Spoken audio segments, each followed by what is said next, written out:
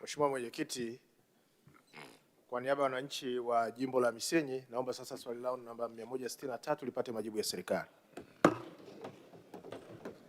Jibu Mheshimiwa Waziri.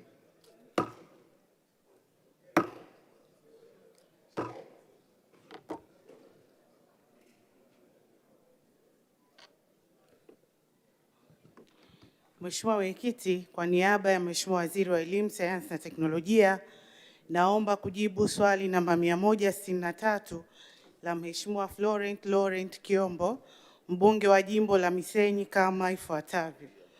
Mheshimiwa Mwenyekiti, ujenzi wa chuo cha VETA cha wilaya ya Misenyi ni sehemu ya mpango wa serikali wa ujenzi wa vyuo vya ufundi stadi yani VETA 65 katika wilaya 64 na mkoa mmoja wa Songwe. Utekelezaji wa mpango huu unafanyika katika wilaya na mkoa ambao bado hauna vyuo hivi. Lengo kuhakikisha fursa za mafunzo ya ufundi stadi zinasogezwa karibu na wananchi. Mheshimiwa Mwenyekiti, serikali inaendelea na ujenzi wa chuo cha VETA cha wilaya ya Misenyi ambacho kinatarajiwa kukamilika mwezi Septemba 2026. Hadi sasa serikali imeshatumia jumla ya shilingi bilioni 1.0 kati ya shilingi bilioni 1.6 zilizotengwa kwa ajili ya kukamilisha awamu ya kwanza ya mradi huu. Ujenzi umefikia asilimia 65 ya utekelezaji wake. Mheshimiwa Florent Kiombo.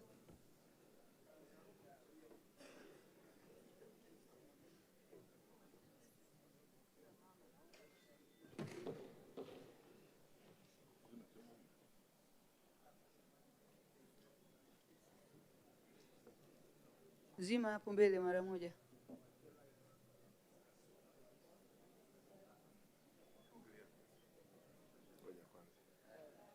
Tayari.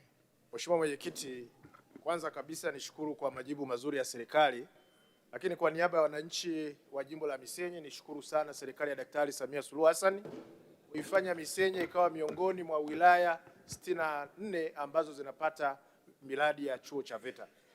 Mheshimiwa Mwenyekiti, kwanza pia nimpongeze pia uongozi wa Wizara ya Elimu chini ya Profesa Adolf Mkenda, lakini pia na naibu waziri.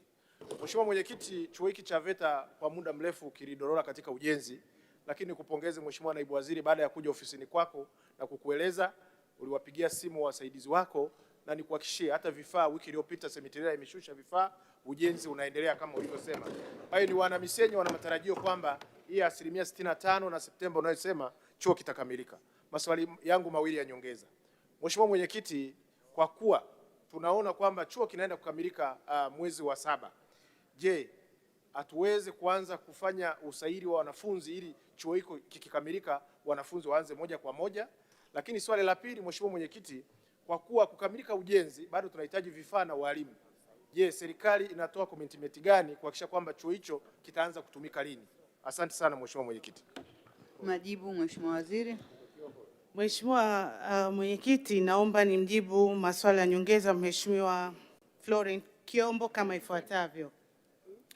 Kwanza, kama nilivyojibu katika swali langu la msingi kwamba chuo hiki kinatarajiwa kukamilika ifikapo Septemba 2026 kwa awamu ya kwanza kwa kukamilisha majengo ya utawala, vyoo, karakana, mifumo ya umeme na maji. Baada tu kukamilika chuo hiki, basi chuo kitaanza kutoa mafunzo. Lakini swali lake la B ni kwamba kwa kawaida mafunzo ya VETA huanza kila mwezi Januari wa kila mwaka. Kwa hivyo kwa kuwa chuo kinamalizika Septemba 26, tunategemea kwamba mpaka Januari 27 chuo kitaanza kutoa mafunzo haya. Mheshimiwa Ado Shaibu.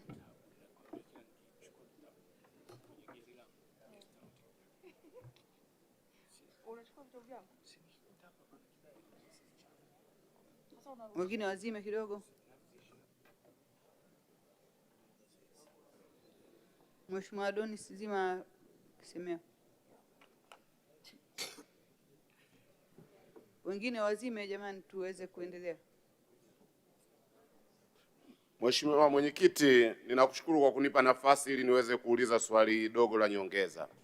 Kwa kuwa wilaya ya Tunduru ni moja kati ya wilaya ambazo hazina vyuo vya VETA, na kwa kuwa ujenzi wa awamu ya kwanza wa chuo cha VETA Tunduru unahusisha majengo 9 mpaka sasa bado unasuasua, ulipaswa kukamilika mwaka 2024 lakini mpaka sasa hujakamilika. Ni ipi kauli ya serikali juu ya kukamilishwa kwa chuo cha VETA Tunduru? Majibu, Mheshimiwa Waziri.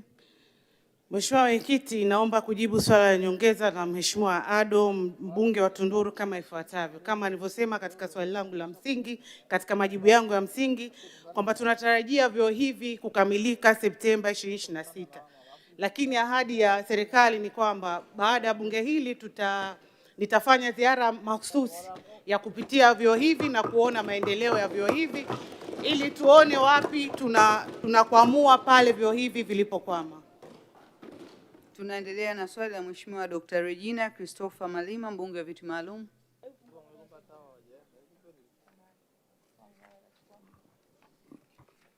Mheshimiwa Mwenyekiti, nashukuru kwa kunipatia nafasi, na mimi naomba swali langu namba 164 lipate majibu kutoka serikalini. Asante. Majibu, Mheshimiwa Waziri. Mheshimiwa Mwenyekiti, kwa ruhusa yako na kwa niaba ya Mheshimiwa Waziri wa Elimu, Sayansi na Teknolojia, naomba nijibu swala la Mheshimiwa Dr. Regina Christopher Malima kama ifuatavyo. Mheshimiwa Mwenyekiti, serikali kupitia Mamlaka ya Elimu na Mafunzo ya Ufundi Stadi VETA imeendelea kueneza mpango wa mafunzo kwa mfumo wa wanagenzi pacha, yani Dual Apprenticeship Training System, ambapo mafunzo yanatolewa kwa kushirikiana na viwanda.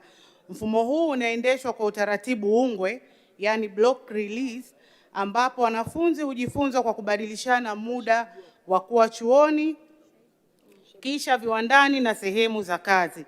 Mfumo huu unawawezesha wanafunzi kupata umahiri kwa haraka na fursa za ajira pindi anapohitimu. Kwa sasa mfumo wa DATS unatumika kwa fani za kilimo, ukarimu, utalii, ufundi magari, ufundi umeme na programu za madini. Mheshimiwa Mwenyekiti, serikali imeandaa mikakati ikiwa ni pamoja na kuimarisha ushirikiano na viwanda na waajiri, kujenga uelewa kwa wadau wa viwanda, yani industrial mentors, na kueneza mfumo wa DATS kwa kuongeza fani za mafunzo na vyuo. Mheshimiwa Dr. Regina Christopher Malima. Mheshimiwa Mwenyekiti, nipongeze juhudi za serikali katika kuboresha masuala ya vyuo na vyuo vikuu, na ninampongeza Mheshimiwa Naibu Waziri kwa majibu mazuri, na hivyo sina swali la nyongeza. Asante. Asante sana Mheshimiwa Waziri kwa majibu hayo ya waheshimiwa wabunge. Tunaendelea sasa Wizara ya Mawasiliano na Teknolojia ya Habari. Swali la Mheshimiwa Jessica John Magufuli, mbunge wa viti maalum.